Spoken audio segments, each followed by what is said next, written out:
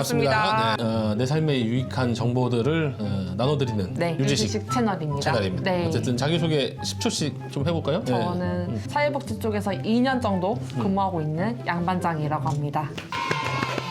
네, 저는 사회복 똑같이 2로 시작하는 21년 차 김반장입니다. 네, 반갑습니다. 네. 저희가 하는 일이 사회복지 업무다 보니까 사례들을 많이 보게 돼요. 그래서 상담도 많이 해드리고 또는 부모 교육도 많이 하고 그런데 부모 교육이나 뭐 상담이나 다 하다 보면 정말 중요한 내용들도 많이 나오거든요. 그리고 다 같이 나누고 싶은 팁들도 많이 있는데 그런 것들을 같이 나누지 못하는 게 좀 아쉬웠었어요. 그리고 조금 더 많이 알려드리고 싶고 이런 것들은 좀 여기 부모 교육에 못 오셔도 같이 좀 알았으면 어떨까 이렇게 하는 내용들을 내 삶에 유용한 지식이라는 코너에서 다뤄보도록 하겠습니다. 오늘 나눌 내용은 장애가 의심되는 아이들 있죠. 3세 전후로 되게 이제 영유아 시기라고 하죠. 영유아 시기의 조기 개입은 굉장히 중요하다고 얘기들을 한결같이 하세요. 그런 만큼 이때 어디 어린이집을 보내야 될지 고민들이 많으신 것 같아요. 저희가 사전에 설정했던 상담 사례가 있었죠, 좀. 있었어요. 저희가 예를 들어서 한 직장인이신데 아이를 임신하셔서 뭐 출산휴가도 쓰시고 아이를 양육하시느냐고 육아휴직도 쓰셨어요. 근데 또 이제 회사를 복귀를 하셔야 되는데 되게 그렇게 이 되니까. 아이가 또 장애가 의심된다는 판정을 받으신 거예요. 그래서 보통 장애 의심이 되기 때문에 의사소견서를 써주시거든요. 영유아 같은 경우에는. 왜냐면 장애 등록은 한 만 6세부터 되기 때문에 이거 관련해서 더 고민이 많으신 거예요. 이 아이를 어디 어린이집에 보내야지 괜찮을지 이런 상황을 한번 꾸며봤습니다. 어쨌든 뭐 지금은 이제 육아휴직을 되게 하시고 육아휴직 이후에 직장에 다시 돌아갈 때 너무 눈에 밟히죠. 그래서 어떤 어린이집이 좋을지 많이 탐색하고 하시지만 막상 또 가려고 그러면 내 입맛에 맞거나 우리 아이에게 정말 도움되는 어린이집 찾기가 되게 어려울 것 같아요. 특히나 장애가 의심되거나 장애가 이미 있는 걸로 확실하게 알게 된 아이들 같은 경우에는 어디를 보내는지를 잘 모르시더라고요. 자, 그래서 어떤 어린이집들이 있는지 좀 알아보고 우리가 그리고 장애 아이들에게 맞춤형 또는 준비된 장애 아이들에게 선택지가 되는 어린이집들을 좀 알아보고 직접 인터뷰도 해보고 그랬어요. 고생 많이 했어요, 한반장. 한 줄로 좀 요약을 할 수 있죠. 급하신 분들이 있으니까. 급하신 분들에게 한 줄로 요약을 해드린다면 3세 전후에 장애가 의심되는 아이들 어느 어린이집으로 보낼까요? 저는 한 줄로 요약한다면 어느 어린이집이 중요하지 않습니다. 우리 아이에게 진짜 필요한 집을 찾는 게 중요하죠. 또는 진짜 필요한 것이 무엇인지가 중요하죠. 그러려면 지금 우리 아이의 현재 수준이 어떤지를 검사하는 게 더 중요하다. 이렇게 말씀드리고 싶어요. 저도 약간 비슷한데요. 뭐 올바른 어린이집이 있냐 이건 좀 아닌 것 같고요. 아이의 수준이 중요하다고 말씀하시는 것처럼 저는 아이의 수준에 따른 치료를 빨리 시작하시는 게 중요하다고 생각합니다. 수준에 따른 치료. 그러니까 지금 수준이 어떤지를 정확하게 아는 게 중요하겠네요. 지금 수준이 어떤지 정확하게 알아야만 지금 필요한 게 뭔지도 알 수 있으니까요. 근데 그 과정에 부모님들이 지금 필요한 아이에게 필요한 것도 있지만 내가 생각했을 때 이 아이에게 주고 싶은 것도 있는 것 같아요. 아무래도 제가 저희 자녀가 있다고 해도 욕심이 생길 것 같아요. 이 아이는 이것도 해주고 싶고 저것도 해주고 싶고 그런 게 많이 이것저것 다 해주고 싶은데 그중에 뭘 해줘야 될지는 또 이렇게 혼동이 올 수 있죠. 그것 중에 어떤 걸 먼저 해줄까 또는 어떤 걸 한꺼번에 해줄까 어떤 순서를 해줄까 이거 알려면 정확하게 어떤 상태인지를 먼저 파악하셔야 됩니다. 그리고 어머님들이나 아버님들이나 어쨌든 주 양육자가 현재 자기가 갖고 있는 욕심 욕심이라 표현하기가 되게 애매하긴 하네요. 욕심보다는 자기가 우리 아이를 위해서 해주고 싶은 내용들 그 정리하는 것도 좀 필요한 것 같아요. 한번 좀 써보시죠. 이렇게 우리 아이한테는 이런 걸 좀 이렇게 해주면 좋겠다. 자, 그러면 이제 본론으로 좀 들어가서 오늘 알아볼 건 두 가지예요. 첫 번째로는 어린이집 종류와 유형에 대해서 좀 안내를 드리려고 하고 있고요. 두 번째로는 저희 주제죠. 장애 의심받은 3세 전후의 영유아들의 올바른 어린이집 선택은 어디로 해야 될지 한번 이야기를 나눠보려고 합니다. 엄청 잘하시는데? 저요? 방송 체질이에요. 많이 연습해서 그런가 봐요. 힘드네요. 야, 지금 아주 좋았어요. 깔끔하네요. 이만큼 공부 많이 했다는 내용이에요.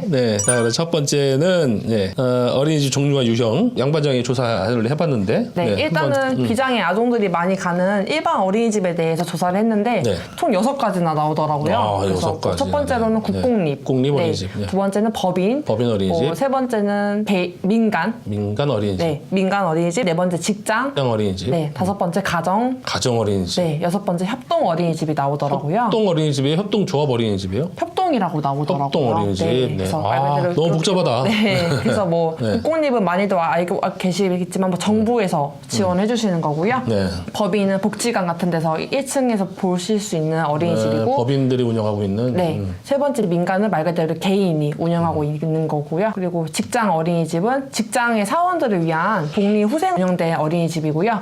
다섯 번째 가정 어린이집은 빌라나 아파트 1층에서 흔히 관찰할 수 있는 곳이 가정 어린이집이고요. 네. 협동 어린이집은 조합원들이 따로 계시는 거예요. 조합원들이. 네. 네. 조합원들이 운영하는 거죠. 조합원들이 직접 운영에 개입하긴 하지만 선생님은 따로 있는. 네, 선생님은 따로 보육교사들이 따로 계시지만 네. 그렇게 조합원들의 허락을 받아야지만 거기 입소가 가능합니다. 네, 그렇다고 하더라고요. 네. 협동이 있는지도 몰랐어요. 어허, 네네네네. 이 협동 어린이집, 협동조합형 어린이집, 저는 네. 그렇게 알고 있었는데, 협동이라고 하는지는 처음 들었거든요. 네. 근데 어쨌든 이런 내용들은 좀 듣기는 했었어요. 출자금을 얼마씩 내고, 네. 되게 뭐 1,000만 원 왔다 갔다인 것 같더라고요. 2,000만 원씩 내는 데도 있고, 뭐. 그래서 어린이집을 만들고, 프로그램도 되게 다양하게, 숲속 어린이집 뭐 이런 것들도 만들고 네. 하는 것 같더라고요. 자, 이렇게 6가지의 일반 어린이집들이 쭉 있었는데, 이제는 일반 어린이집이라고 하면 비장애 어린이집 이렇게 볼 수도 있고, 아니면 네. 그냥 네. 비장애든 장애든 아이들이 다 그냥 갈 수 있는 곳, 네. 이렇게 나눌 수도 있는데, 그거 말고 장애 아이들을 위해서 특별히 좀 만들어진 곳이 있죠. 네, 장애 유형으로는 2가지 종류가 있는데요. 네. 첫 번째로는 장애 통합 어린이집이 있고요. 통합 어린이집. 네, 두 번째로는 장애 전문 어린이집이라고 있습니다. 전문 어린이집. 네. 이렇게 2가지가 있거든요. 네. 전문 어린이집은 그전에는 장애 전담 어린이집이라고 네. 불렸던. 말이 바뀌었다고 하더라고요. 네네. 사실은 이런 어린이집들이나 유치원이나 네. 이런 교과 과정은 이제 거의 통일이 됐다고 하더라고요. 네. 그런데 가르치는 것은 거의 통일돼서 가르쳐 주지만 이 아이들에 위한 선택지들은 여러 군데가 있다. 네. 아시면 좀 좋을 것 같고 네. 아마 장애 통합이나 장애 전문 어린이집은 처음 듣는 분도 계실 것 같아요. 네. 그러면 장애 통합이나 장애 전문 어린이집의 어떤 공통점이라든가 네. 차이점이라든가 그런 것들을 좀 알아야 내가 장단점을 좀 알 수 있겠죠. 네. 공부했잖아요.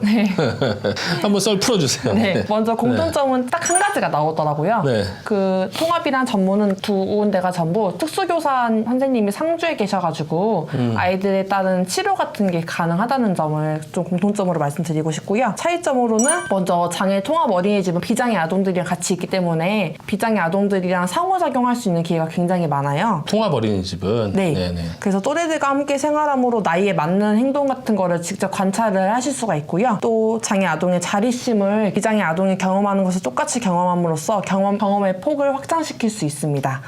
그게 통합 어린이집이죠. 네, 통합 어린이집에 대해서 먼저 말씀드린 거고요. 장애 전문 어린이집은 아동에게 필요한 서비스를 제공받을 수 있는 치료실이 따로 마련되어 있어요. 그래서 대부분의 교사가 또 특수교사로만 배치가 되어 있기 때문에 보다 장애 특성을 고려한 이런 치료가 가능합니다. 어쨌든 이제 어린이집을 가게 되면 네. 아이들이 이제 자아 정체성이라고 하는 뭐 이런 것들이 막 형성되는 시기거든요. 이제. 네. 그 어린이집 가기 전에는 우리 집에 있는 장난감은 다 누구 거? 누굴 걸까요? 내 거. 네. 다 내 거잖아요. 네. 네. 그리고 나를 둘러싼 엄마, 아빠, 할머니 뭐 다 누굴 위해서 있는 존재들이냐? 다 나를 위해서 있는 존재이기 때문에 네. 너와 나의 구분이 별로 없거든요, 이제. 근데 이제 어린이집 가기 시작하면 네. 그때부터 타인을 이제 인지하고 네. 알아가기 시작하는 거죠. 네. 장난감이 다 내 게 아닌 거거든요. 네. 네. 그래서 이제 멘탈이 흔들리기 시작하죠. 어린이집을 보낸다는 건 이제 이 아이에게는 굉장히 큰 모험이고 그렇죠. 굉장히 큰 성장할 수 있는 기회 또는 그 위협이 될 수도 있고 네. 위기일 수도 있고 그런데 네. 통합 어린이집은 장애 아이들이나 비장애 아이들이나 막 같이 다니니까 네. 아까 말씀해 주신 것처럼 이 아이들이 보고 배우고 교류할 수 있는 기회가 더 많아질 수도 있다. 네. 네. 그러니까 좀 이따 인터뷰에서 나오겠지만 네. 인터뷰에서도 그런 말씀 하시더라고요. 그래서 이제 아이들끼리 상호작용하는 데 장단점이 또 있다. 네. 그다음에 장애 전문 어린이집은 치료 뭐 얘기했잖아요. 네. 치료실이 있다는 것 자체를 처음 알았어요. 치료 선생님이 정도의 상태에 네. 있다. 네. 그래서 치료에 조금 더 네. 무게를 둔 그렇죠. 어린이집이 되겠습니다.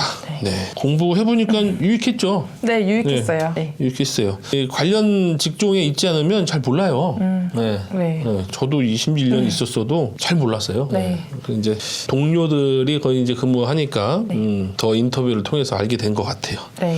자, 그러면 이제 첫 번째 풀어볼 내용은 네. 예, 좀 정리가 된 것 같아요. 네. 어린이집의 종류와 유형, 네, 이렇게 6가지, 그다음에 네. 장애 관련해서는 2가지 종류가 있다는 거고, 네. 요약을 하게 되면은 말씀드린 것처럼 장애 아이들을 위해서는 2가지 종류가 있고, 뭐 모든 아이들을 위해서는 6가지 종류가 있는데, 특히 이 2가지 중에도 아까도 말씀하신 그런 차이점과 공통점이 있다. 좀 더 잘 알아보시려면 관련해서 이런 걸 좀 정보를 알려주는 사이트 같은 게 있을 건데. 네, 사이트를 확인해 보니까 2가지 정도가 나오더라고요. 네, 네, 그래서 첫 네. 번째 대표적으로는 아이사랑이라는 홈페이지가 있고요. 네. 두 번째로는 육아 종합지원센터라는 홈페이지가 있어요. 여기서 두 군데 다 어린이집을 검색을 하시면은 그 어린이집의 교사 현황 같은 게 나와서 반 아동이 몇 명인지, 교사는 몇 대 몇으로 교사 대 아동 비율이 나오고, 교사의 손 연수, 지금 현재 몇 년째 근무를 하고 계시는지도 나오고요. 그리고 통합버스 같은 거 차량 운영하는지도 나와서 좀 어린이집 선택하실 때 미리 검색해 보시면 좀 더 좋을 것 같습니다. 참 좋아졌어요. 네. 좋은 세상 어쩌면 당연한 거기도 하고. 네. 그래서 아까 내 뭐라고요? 아이사랑? 아이사랑이랑 육아종합지원센터입니다. 그렇게 2개 검색을 좀 해보시면 네. 다양한 정보들을 좀 알 수 있다라는 거. 네. 이렇게 해서 첫 번째 내용 요약이 좀 될 것 같아요. 네.